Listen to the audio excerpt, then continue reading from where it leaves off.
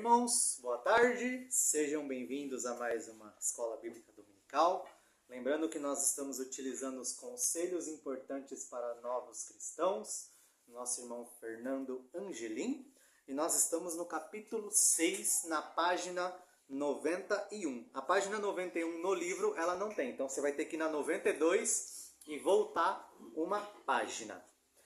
Como a professora Luísa falou na semana passada, ela começou ali com a questão da família. A família que nós vemos, né, durante ali na Bíblia, no Antigo Testamento, e a nossa também família de hoje em dia, ela é uma sombra da família espiritual, ou seja, daquela família que Deus prometeu e, né, vai nos torna, na verdade, como cristãos. Então, toda essa questão familiar, tudo isso é uma sombra, né, da família espiritual que Deus nos tornou parte dela. Então, hoje nós vamos ver um pouquinho como que inicia, tentar entender como que foi formada a família, alguns propósitos também que nós tivemos aqui desde o Antigo Testamento. E nas próximas aulas a gente vai explorar alguns temas um pouquinho mais profundo. Por exemplo, questão do homem, questão da mulher, questão de filhos, coisas que a Bíblia, sim, ela tem muitas normas, né? Tem muitas regras que ela fala, assim como também tem muitos princípios, ou seja, ensinamentos que nós tiramos dessa área familiar também. Por que é importante nós entendermos essa questão da família? Porque existe muita teologia, tá, feita em cima da família, e o pior, né, muita teologia que às vezes não faz sentido ou nem chega a ser teologia, porque são só coisas de efeito que as pessoas utilizam de, vamos dizer assim, outros métodos que não são da Bíblia, porém eles falam que são bíblicos, tá? Então isso é um problema aí grande, e quando você vai olhar, realmente, você não tem muitos livros falando sobre família de uma maneira mais correta, de uma maneira mais bíblica, né? Vamos se dizer assim. Então eu gostaria que os irmãos, por gentileza, abrissem em Gênesis, no capítulo 1. Então Deus, ele cria todas as coisas, né? Cria ali animais, cria os céus, cria a terra, firmamento. E aqui ele vai falar sobre a criação do homem. Alguém pode ler do 1, capítulo 1, do 26 ao 28, por favor? Gênesis 1, do 26 ao 28, por favor. E disse Deus, façamos o homem à nossa imagem, conforme a nossa semelhança, e domine sobre os peixes do mar, e sobre as aves dos céus, e sobre o gado, e sobre toda a terra, e sobre todo réptil que se move sobre a terra. E criou Deus o homem à sua imagem, a imagem de Deus o criou, macho e fêmea os criou. E Deus os abençoou, e Deus lhes disse, frutificai, e multiplicai-vos, e enchei a terra, e sujeitai-a, e dominai sobre os peixes do mar, e sobre as aves dos céus, e sobre todo o animal que se move sobre a terra. Amém. Então vamos lá. Deus, ele cria o homem e a mulher. E é bem interessante porque eu vi num comentário em que quando Deus, ele cria a mulher, foi o próprio Deus que viu essa necessidade no homem, né, em Adão. Então ele olhou e enxergou que Adão estava só, então ele vai e cria a mulher. O que mostra que essa questão marital foi o próprio Deus quem o criou, e o próprio Deus, ele enxergou essa necessidade no homem e assim ele o fez. Como a Bíblia aqui fala, a imagem e semelhança também Deus criou a mulher. E uma das formas, né, ali de, vamos dizer, dominar o jardim ou governar aquele lugar onde ele colocou, era justamente nessa questão marital, nessa questão também de crescer, de frutificar, na questão do trabalho. Então tudo isso era uma forma do homem e da mulher governar aquele lugar onde Deus os tinha colocado, que seria no Jardim do Éden. E agora em Gênesis 2, 24 e 25, nós temos um ensinamento bem importante aqui. Alguém pode ler, por gentileza, Gênesis 2, 24 e 25. Portanto, deixará o homem o seu pai e a sua mãe, e apegar-se a sua mulher, e serão ambos uma carne. E ambos estavam nus, o homem e a sua mulher, e não se envergonharam. então aqui nós vemos que Deus, ele fala que o homem, né, deixaria a casa dos seus pais e uniria a uma só mulher. Esse versículo aqui, inclusive, ele é utilizado para derrubar algumas mentiras que as pessoas falam sobre homossexualismo. A Bíblia não fala sobre homossexualismo. Casamento homossexual. Casamento poligâmico. Esse versículo aqui, ele já deixa claro a ordem de Deus desde o jardim. Unirá-se o homem a uma mulher e eles serão uma só carne. Tá? Então aqui a ordem ela é bem clara. E como ainda não tinha o pecado, é bem interessante porque aqui o texto fala, né, que ambos estavam nus e ali eles não sentiam vergonha um do outro. Agora nós vamos passar para uma parte que é bem importante, que é um marco muito importante na história da humanidade como um todo, que é a questão da queda. A queda, então, ela começa a mudar, ela muda, né, essa relação que até então era pura, era perfeita, era algo que Deus criou para dominar ali o jardim, né, para governar a criação dele como um todo. E agora, por causa do pecado, algumas coisas vão ser ali, infelizmente, acontecer a vida do ser humano. Alguém pode ler, por gentileza, Gênesis 3, que é justamente a queda, do 17 ao 20. Do 16, desculpa, pode começar do 16. Pode ler. E a mulher disse: multiplicarei grandemente a tua dor e a tua conceição.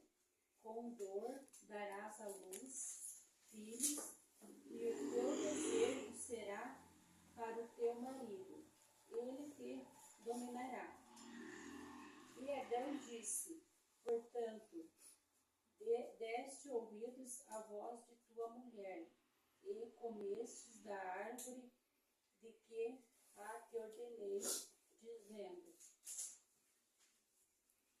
não comerás dela, maldita é a terra por causa de ti, com dor comerás dela todos os dias da tua vida, espinhos e cardos também te produzirá, e comerás a erva do campo, no suor do teu rosto comerás o teu pão, até que te tornes a terra, porque dela fostes tomado.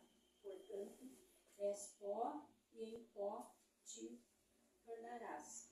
E clamou Adão o nome de sua mulher Eva, portanto, era mãe de todos os viventes. Amém. Então o pecado aqui, ele já começa, ele cria, né, como a gente falou nas aulas passadas. O pecado, ele traz a morte espiritual, ele vem trazer uma morte também no sentido físico, né, que é o nosso, e ele também traz a separação com Deus. Então, é bem importante, por quê? Porque quando a gente vê que Adão peca, nós vamos explorar isso um pouquinho depois no papel do homem. Mas Adão, ele desobedece a Deus, deixando Eva ali, vamos dizer, sozinha, né, desacompanhada, e a serpente, então, utiliza-se ali da artimanha dela para enganar a Eva. A partir desse momento, o homem, então, ele é responsabilizado pela culpa, e essa relação também começa a mudar um pouquinho, porque fala, olha, agora vocês vão dar luz a filhos, e a mulher, ele fala, você vai ter dor. Assim como também a questão do trabalho que nós vamos explorar para frente, ele fala, ó, agora você vai comer do fruto do seu suor, ou seja, o trabalho agora para você vai ser algo árduo, não vai ser mais aquela coisa leve, não vai ser mais aquela questão, né, de dominância que ele tinha ali sobre o jardim, não. Agora ele tinha que, vamos dizer assim, ter um esforço. Assim como também a relação ali entre homem e mulher também mudaria algumas coisas. E é bem interessante porque quando Deus ele fala das maldições, ele também fala ali um pouquinho antes que da descendência ali da mulher viria alguém que pisaria a cabeça de Satanás. E Satanás, feriria o calcanhar. Nós já conversamos sobre isso, que significa que Jesus Cristo ele veio, Satanás então feriu o calcanhar no sentido de Satanás, ele mata Jesus, né, por causa dos nossos pecados, porém, o que acontece? Jesus Cristo ressuscita e um dia ele vai vencer plenamente o mal, que seria a pisadura na cabeça da serpente. Então você vê que a família, ela começa aqui também, até mesmo num certo plano fazendo parte de um plano de redenção da humanidade. Aquilo que aconteceu no Éden, né, que foi o pecado, Deus agora, através de um descendente, de um filho ali de Eva, diz que vai surgir também um Salvador. E é bem interessante porque dentro também do contexto da família, em Gênesis 4, que é o próximo capítulo, nós vemos que acontece o primeiro homicídio. Então, Eva teve Caim e Abel. Lembra da história? Eu vou só dar uma resumida. Caim e Abel ofereceram um sacrifício a Deus. Deus se agrada do sacrifício de Abel, mas não do de Caim. E aí Caim se levanta contra Abel e acaba o matando. Então a gente vê essa questão da família também, né, que apesar das famílias terem problema, e a Bíblia ela nunca esconde isso, Deus ele trabalha também, inclusive, nos problemas que essas famílias têm. Porque se a gente for olhar, irmãos, tudo vai apontar para uma família espiritual.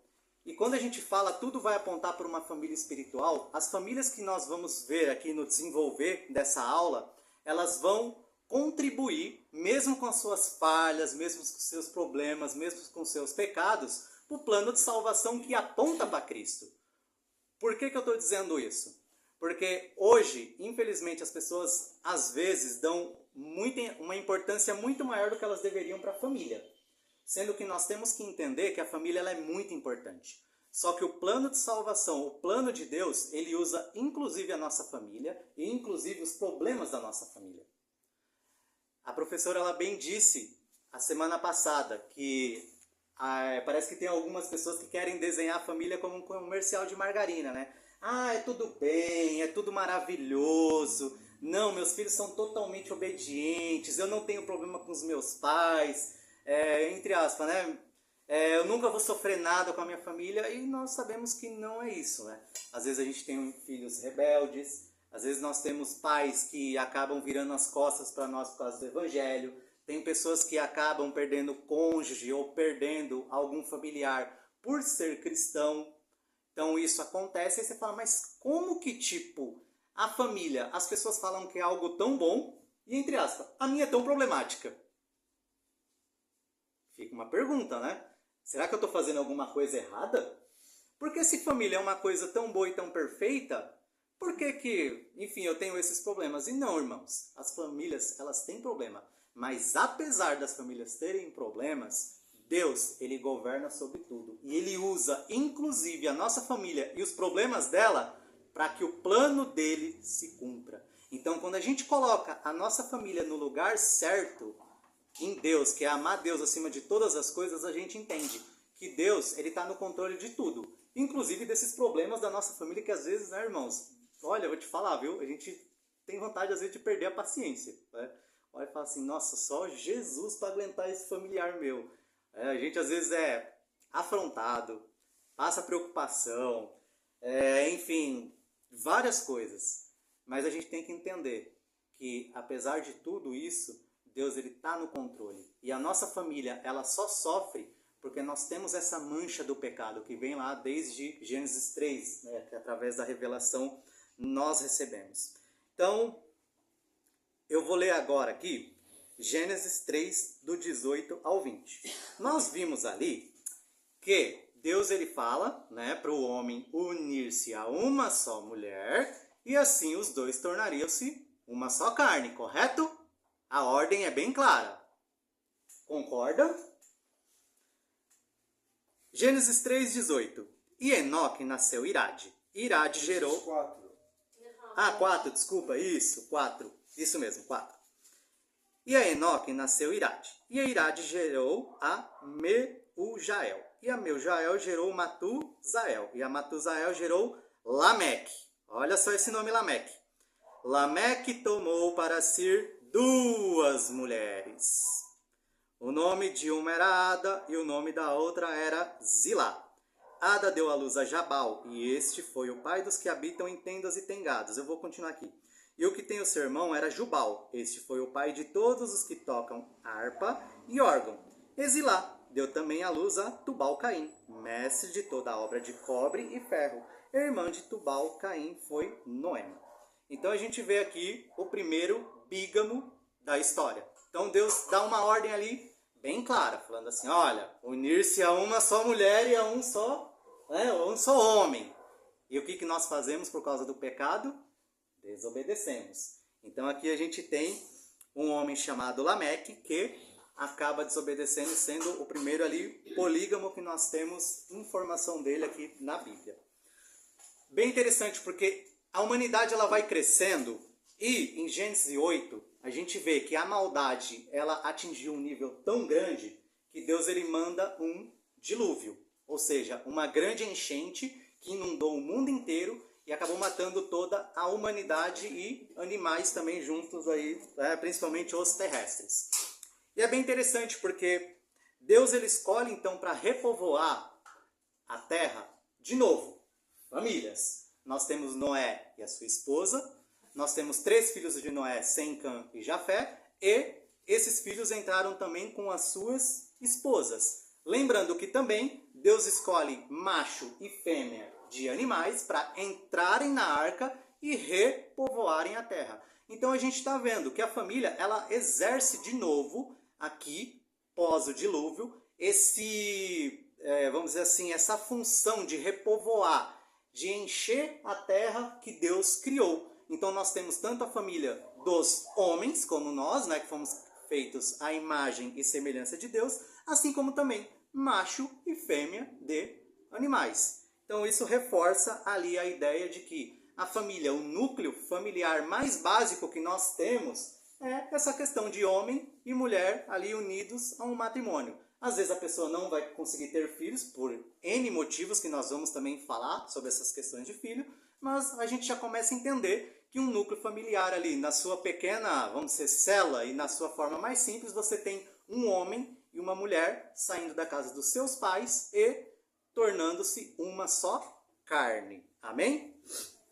E é bem interessante porque agora nós vamos dar um salto para Gênesis 12, que é a história de um homem chamado Abrão. Eu não vou ler ainda esse texto, tá? Porque tem muita coisa para a gente falar. Eu não vou ler todos esses textos, mas eu vou dar um resumo aqui. Então Deus, ele pega esse homem chamado Abrão, que era um homem que ali era um grande pastor ali da região, e ele promete uma grande nação. Ele fala, olha, você vai ter filhos, você vai ser uma grande nação, promete. Porém, Abrão, ele tinha a mulher dele, Sara, e até então eles eram muito velhos e não tinham filhos ainda.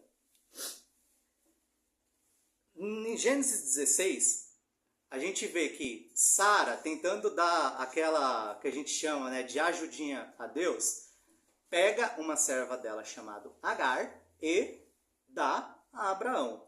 Abrão então tem um filho chamado Ismael. Deus então olha e fala, olha, ainda não é esse filho que eu estou dizendo que vai sair uma grande nação dele.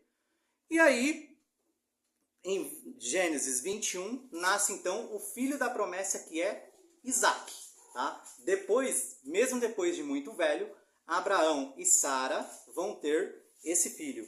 E é bem interessante porque depois que nasce Isaac ele toma então uma mulher chamada Rebeca como esposa dele. E em Gênesis 25 a gente vê 2 irmãos nascendo que são muito importantes para a história, tanto de Israel, como para a história aqui também do Antigo Testamento, que é Jacó e Esaú. Esaú, ele é o primogênito, tá? Jacó, ele é o que nasce depois. Ambos então ali são gêmeos, porém Esaú, ele vem primeiro. E aí agora sim, eu quero que os irmãos abram em Gênesis do capítulo 25. Nós vamos ler do verso 28 até o 34. Esse aqui é um capítulo que nós já lemos, quando nós falamos sobre a soberania de Deus, em que lá em Romanos Deus fala que amou a Jacó, porém aborreceu a Esaú. E aí nós falamos dessa questão da soberania trabalhando junto também com as decisões humanas de uma forma perfeita e muito harmônica. Então alguém poderia ler essa passagem em Gênesis 25, do verso 28 ao 34, por favor? Eu leio. Pode ler, por gentileza. E amava Isaque a Esaú, porque a caça era do seu gosto. Mas Rebeca amava a Jacó. E Jacó cozera um guisado, e veio Esaú do campo, e estava ele cansado. E disse Esaú a Jacó: Deixa-me, peço-te, comer desse guisado vermelho, porque estou cansado. Por isso se chamou o seu nome Edom. Então disse Jacó: Vende-me hoje a tua primogenitura. E disse Esaú: Eis que eu estou a ponto de morrer, e para que me servirá logo a primogenitura? Então disse Jacó: Jura-me hoje. E jurou-lhe, e vendeu a sua primogenitura a Jacó. E Jacó deu pão a Esaú e o guisado das lentilhas. E este comeu, e bebeu, e levantou-se, e foi-se. Assim, desprezou Esaú a sua primogenitura. Amém. Então, o que acontece aqui, irmãos? Primeiro, a gente tem que entender, e isso eu vou chamar um texto que está lá em Deuteronômio. Alguns povos daquela época, inclusive o povo aqui que era, descendente de Abraão, eles tinham um costume. O filho primogênito não significava só o filho que veio primeiro, principalmente se o filho era um homem. Filhos, principalmente nesse povo aqui, na antiga aliança, ele sempre foi sinal de bênção. Então as pessoas terem muitos filhos, serem férteis, significavam que eram pessoas abençoadas, pessoas que Deus estava prosperando. E, em alguns casos, pessoas que tinham esterilidade poderia até ser considerada pessoas malditas, pessoas que, fez alguma coisa de errado e estava sendo castigado por algum Deus. Então, existia muito essa mentalidade. O filho primogênito, então, ele tinha algo especial. Primeiro, ele era a pessoa que ia carregar o nome daquela família. Então, a primogenitura dele era uma dessas coisas. E tem uma passagem em Deuteronômio 21, do 15 ao 17, que fala sobre uma questão também monetária, sobre o direito do filho primogênito. Então, assim, não envolvia só uma questão de passagem ali da família dele, ou que ele representava para a família. Também representava algo monetário. Alguém pode ler, por gentileza, Deuteronômio 21, do 15 ao 17?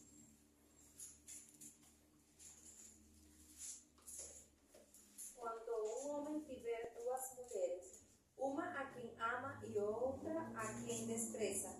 E a amada e a desprezada lhe derem filhos, e o filho primogênito for da desprezada, será que no dia em que fizer herdar a seus filhos o que tiver, não poderá dar a primogenitura ao filho da amada, preferindo ao filho da desprezada, que é o primogênito. Continua, 17. Isso, 17. Mas ao filho da desprezada reconhecerá por primogênito, dando-lhe dobrada porção de tudo quanto tiver, porquanto aquele é o princípio da sua força, o direito da primogenitura e dele.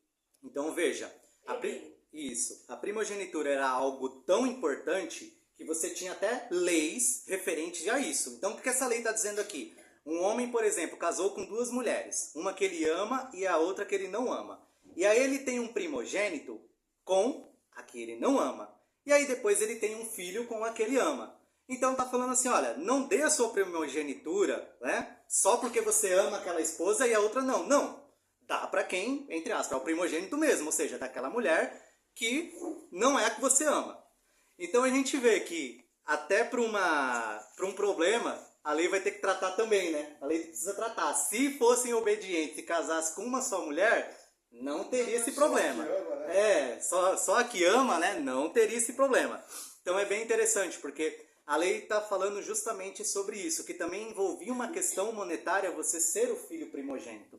Então isso aqui que Esaú, essa cena aqui que Esaú está com Jacó, em que Esaú acaba negociando a primogenitura por um guisado, é algo muito importante. Ele não está só vendendo assim, não, fui o primeiro, ok, agora você foi o primeiro, tá bom? Não, ele está ali dando tanto essa questão da continuidade, como também envolve uma certa questão monetária ali naquele acordo que eles estavam fazendo.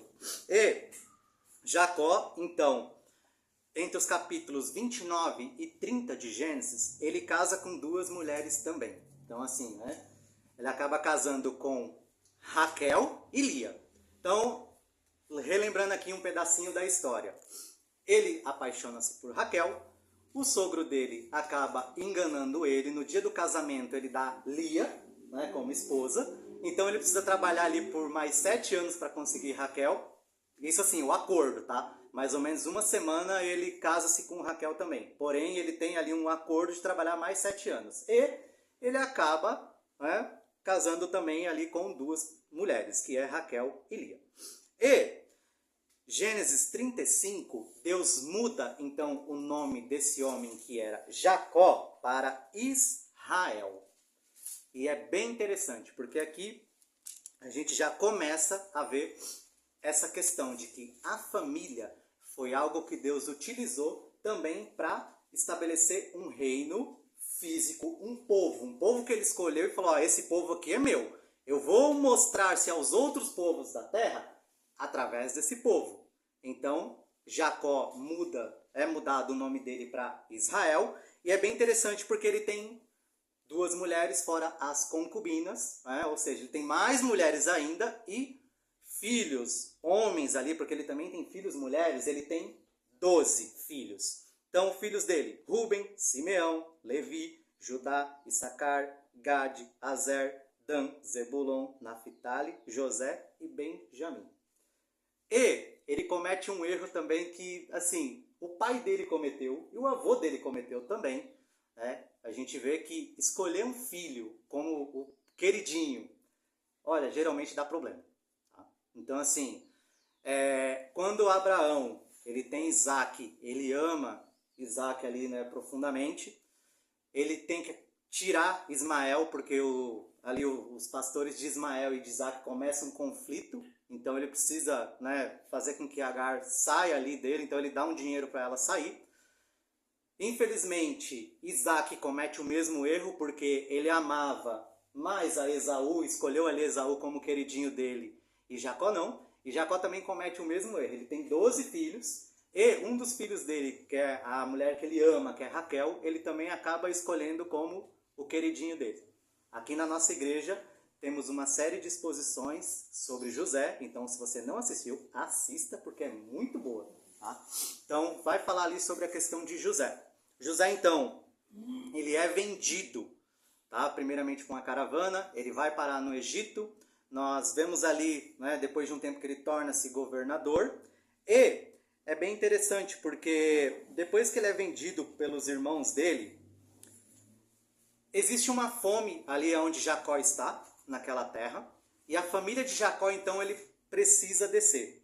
E quando José dá-se a conhecer aos seus irmãos, como José era um homem ali muito íntegro, ele chama também a família dele para junto dele, né? Tipo assim, você tá vendo que seu pai está passando fome, sua mãe, e os seus irmãos, que inclusive foram esses que te venderam, ele não agiu com vingança. Pelo contrário, ele falou assim, olha, isso aí que vocês fizeram, tudo foi um plano de Deus, né? Para que eu pudesse estar aqui hoje, né? Porque se José não tivesse sido vendido ali por eles, ele entendeu que nunca aconteceria dele ser um governador importante na terra do Egito. Então, em Gênesis 46, verso 26, essa família toda, ela desce. E é bem interessante. Por quê? Porque essa família desce e a Bíblia ela faz a contagem das pessoas que descem ali de todo o clã ou toda a família de Jacó. Alguém consegue ler, por gentileza, Gênesis 46, 26? Gênesis 46, 26. Todas as almas que vierem com Jacó ao Egito, que saíram dos seus lombos, fora as mulheres dos filhos de Jacó, todas foram 66 almas. Então, a família de Jacó desce com 66 almas. Lembra que Deus fez uma aliança com Abraão, falando que multiplicaria os filhos dele, a descendência dele. Em Êxodo, do capítulo... deixa eu só pegar aqui. Capítulo 12, verso 37, eu vou ler. Isso aqui é a saída do povo de Israel, né, do Egito, que é aproximadamente aqui uns 400 anos depois desses acontecimentos, depois da família de Jacó ter descido, ou de Israel.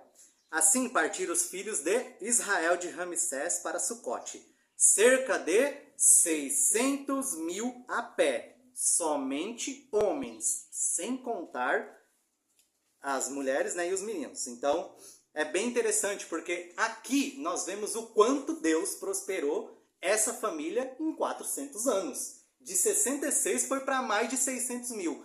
Existe um censo, tá, que diz... isso é uma informação extra-bíblica, tá? Mas que esse número pode chegar próximo a 2 milhões.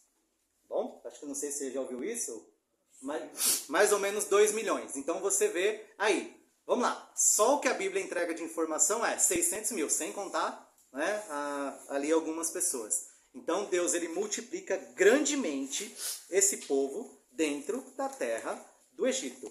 E é bem interessante porque esse povo, ele começa a crescer, ele torna-se então Israel, eles chegam na terra prometida. E tem um adendo aqui que eu quero fazer. Deus, ele fala ali em Isaías que a revelação ela é progressiva. Então lembra que falou que da descendência da mulher sairia um, né, que seria o Messias. Quando nós chegamos em Isaías ele profetiza que desses filhos, né, que Israel teve desses 12, teria um, que é a descendência de Judá, que é a descendência ali, né, de Jessé, que é o pai de Davi, sairia o Messias, sairia o Cristo. Então você vê de novo a Bíblia referenciando famílias no plano de salvação que Deus vai apresentando tanto para a humanidade como também, né, para, enfim, no geral. Então você vê Deus utilizando ali a família como um dos instrumentos dele. Primeiro, para que o nome dele fosse conhecido através de um povo, em que ele fez uma promessa e falou assim, não, olha, você será grande, Abraão. E aí ele cumprindo ali, né, principalmente na figura de Israel, que era o nome ali de Jacó. Então é bem interessante, porque a partir do momento em que o povo ele chega ali na terra prometida, eles começam a ficar, né, se dividir ali alguns territórios. As tribos, elas são muito bem definidas, não, tribo de Judá, tribo de Levi. Inclusive tem algumas brigas por causa disso, porque você tem uma questão de herança. Então o que acontecia? Por exemplo, eu sou da tribo de Judá, né, junto com a Luísa. E aí eu acabo falecendo e a Luísa casava com alguém da tribo de, sei lá, de Benjamim. Então a herança, né, que ficava com ela passava para essa tribo. E aí começou a ter esses conflitos até mesmo, né, tipo de terra, tudo. A única que não entrava nisso é a tribo de Levi, porque eles não podiam possuir terras. Tá? Mas é bem interessante que essas tribos, elas vão sendo assim bem alinhadinhas dentro do reino de Israel. Até que acontece uma coisa. Então vamos lá. O primeiro rei de Israel é Saul. Ele é um benjamita. Nós vemos na história que ele é reprovado por Deus. Então Deus, ele coloca alguém do trono de Judá, que é Davi. Davi então assume depois de um tempo o trono. Davi tem um filho chamado Salomão.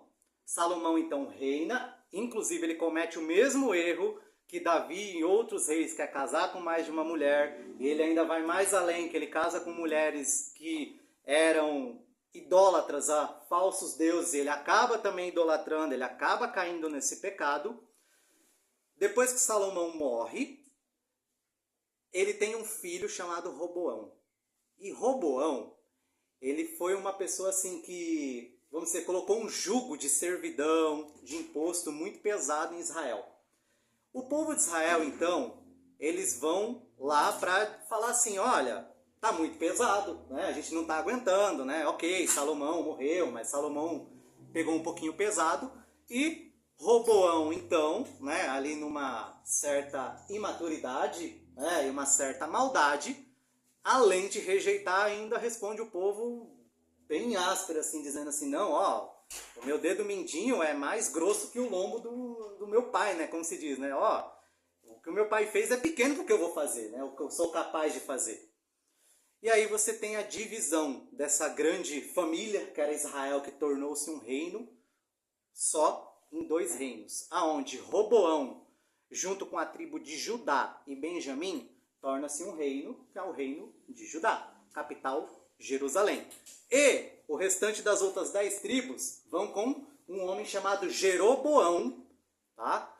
Para o lado norte, capital Samaria. Então a gente vê já essa desruptura da família, tanto que o livro de Reis, no capítulo 12, do 19 e 20, ele usa a palavra que Israel rejeita a casa de Davi, ou seja, Israel, ela rejeita aquela família em que Deus diz que dali nasceria, né, o prometido, o Messias. Então a gente vê que, infelizmente, o pecado, ele destrói. E quando nós destruímos uma família, que é uma das bases, nós temos consequências terríveis. Imagina, um reino que era das 12 tribos, né, de Israel, que é um dos grandes patriarcas, agora sendo dividido.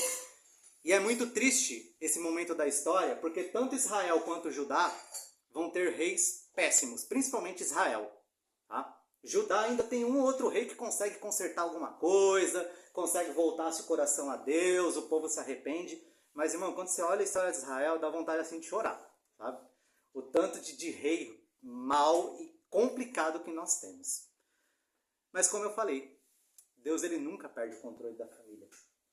E apesar de todos esses conflitos que acontecem, de homens até mesmo que tinham famílias extremamente problemáticas, ele usa para que o plano de salvação dele se cumpra. E a gente tem que olhar com isso, né, para a nossa família também. Independente do quanto a nossa família esteja, às vezes, aos pedaços, né, das separações, das brigas, dos conflitos, Deus está no controle de tudo. E, inclusive, a nossa família, ela também é algo que é utilizado para Deus. Primeiramente, para forjar o nosso caráter, assim como homens tiveram caráteres forjados. É só você ver a família de Davi. Tá? Uma família extremamente complicada. Davi também casou com muitas mulheres. Tá? Uns casamentos, inclusive, bem errados. Né? A gente vê ali um dos exemplos, quando ele olha, né, uma mulher tomando banho, ele tem aquela mulher e depois ele acaba ali fazendo uma artimanha para matar o marido dela e depois ele a toma como esposa. Então você vê que isso acontece e é bem interessante porque a Bíblia ela não esconde isso. Tá? Ela não esconde. Ela olha e ela fala, olha, famílias são problemáticas, pessoas são problemáticas. O pecado também corrompeu a família e corrompe as famílias. Porém, a gente tem que entender que Deus, ele é muito maior que isso. E ele utiliza a nossa família. E ele quer que nós estejamos numa família apesar de todos os problemas. Tá? A nossa família não vai ser 1000 maravilhas. Sempre vai ter aquela pessoa que você vai falar assim, Jesus, que pessoinha que incomoda, né? Que pessoinha que incomoda. Mas o reino de Deus, ele foi dado através de famílias e famílias extremamente problemáticas. E agora eu quero ler ali em Mateus 1. Que aí você fala, não, agora é Jesus, né? Poxa vida, Jesus. A mãe dele, uma moça piedosa e temente a Deus. O pai dele também, um homem piedoso, temente a Deus, um trabalhador ali, né? Carpinteiro. Ah, essa família com certeza, né? A família de Jesus é uma família, né, linda, maravilhosa, exemplar. Irmãos, algumas pessoas que vão aparecer aqui na genealogia de Jesus são pessoas que também foram extremamente problemáticas. Tá? A gente tem que lembrar que Jesus veio da casa de Judá, Davi, Salomão, uma pessoa que acabou casando com várias esposas, Roboão, né, que por causa ali de algumas atitudes dele, o povo acabou se dividindo. Então eu quero que alguém leia ali o capítulo 1, verso 1. Por gentileza. Mateus 1, 1. Livro da geração de Jesus Então, a Bíblia já apontando que Jesus Cristo veio dessa família, tanto de Davi como de Abraão. Agora eu vou ler aqui o verso 2. Abraão gerou a Isaac, Isaac gerou a Jacó, tá? Que ele vai ter o nome mudado Israel, como nós vimos. E Jacó gerou a Judá e os seus irmãos. E Judá gerou de Tamar a Pérez e a Zerá. Irmãos, vou fazer uma pausa aqui. Essa história de Judá e Tamar, ela tá lá em Gênesis 38. E ela é uma história, assim, que você olha e você fica assim, que coisa esquisita essa história. Eu vou dar um resumo aqui, porque o nosso tempo é muito pequeno. Mas vamos lá, Judá é um daqueles filhos que eu li, né, de Israel. Então o que acontece? Judá teve 2 filhos, né? E esses filhos, o que aconteceu? Um casou com uma mulher chamada Tamar, e ele não dava filhos para ela de maneira intencional. Tá? Ele interrompia ali a relação sexual. E ele era um homem tão mau que a Bíblia fala que Deus o matou. Então imagina você ser uma pessoa tão ruim, né, que a Bíblia fala que Deus te matou porque você era ruim. Ok, então Judá ficou viúva. Tamar ficou viúva. E aí Judá deu ela ao outro filho, que fez o quê? A mesma coisa, e que era mal também, e que Deus matou ele porque ele era mal. E aí, o que acontece? Tamar era uma mulher, então, vamos dizer assim, considerada, né? Poxa, se ela não teve filho com um e não teve filho com outra, essa mulher é uma maldita, ela é infértil. E a gente entende que, né, e pela tradição também, uma mulher que não tinha filho, gente, era horrível. Tá? Ela sofria um bocado, era considerado um sinal de maldição. O que acontece então? Judá, ele acaba perdendo a esposa dele também, então ele perde os 2 filhos. Tá? E em Gênesis 38, vocês podem ler lá depois, o que acontece? Tamar então fica sabendo que Judá perde ali a mulher dele e vai pastorear, né, ali o rebanho dele em uma localidade. E aí, ela tira aquelas roupas de luto que ela tinha, e ela veste-se como uma prostituta e fica no meio do caminho. Então Judá a olha, ela chama ali a atenção de Judá. Judá olha ela e fala assim, poxa, né? Aí, enfim, vão lá os dois, né?